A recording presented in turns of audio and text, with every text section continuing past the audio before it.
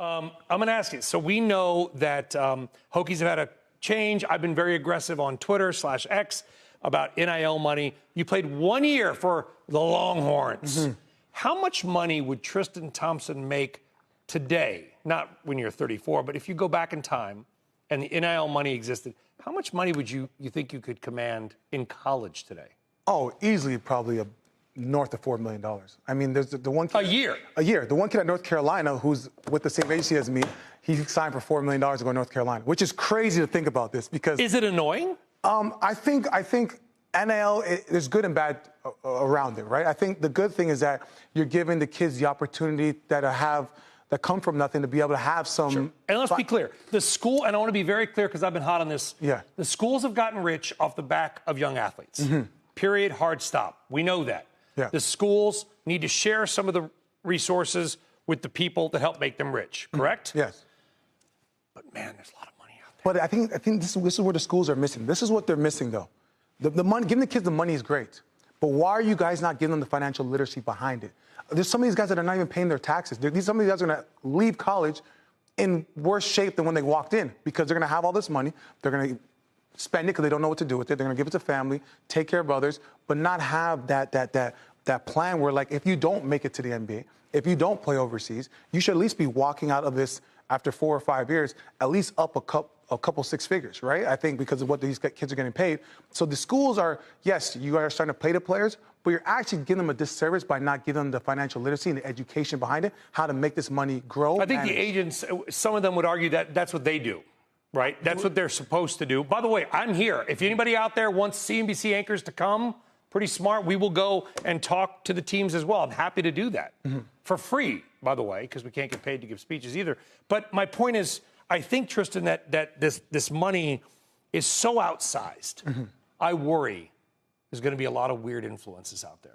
Well, I mean, if you look at it, I think the kids have lost the hunger, right? I think a lot of kids, for me coming in college, it was like, I'm going to try to be one and done because my goal is to take care of Amari and take care of my family because my family... And the way to get paid was to go pro. Yeah, go pro. Now guys can not have the same hunger. Like, I was the type of guy, I'll be in the gym at 6 a.m. and I'll come back in at 7 after we're done studying on homework because my goal was to make sure I'm shaking David Stern's hand in June. A lot of these kids now, it's more of a... They're not kids. By the way, Tristan, sorry to interrupt. We have 24 and 25-year-olds that are still in college playing college sports. I won an NBA championship at 24, so honestly, this is ridiculous. That kids are still in, this is nuts. It's crazy. These guys are, Well, it used to be, people say, they're leaving too early, 17, 18, going to the NBA, it's too young. Now you got people in college staying until they're 24, 25. And I don't mean they're going to the military and coming back. I mean, they're still in school because if you can make a few $1 million, why wouldn't you stay?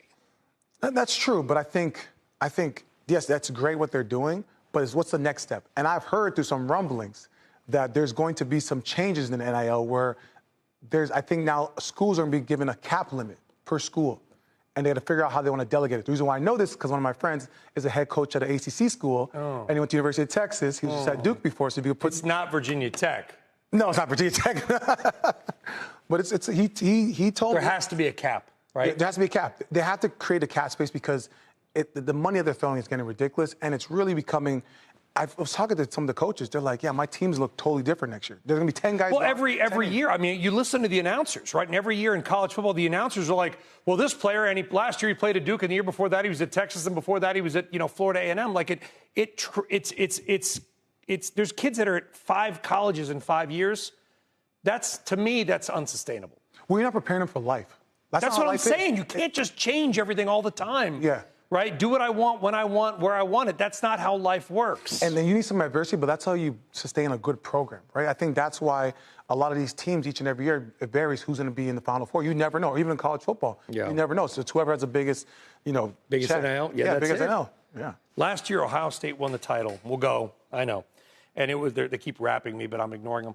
I think the payroll on the team was like $20 million. I was only half joking with a friend, and I've got a lot of family members that went to Ohio State, so it's not knock on. I know it. Let's not do it. Cleveland, I know. And by the I know. And you just had a tough game against them with Texas.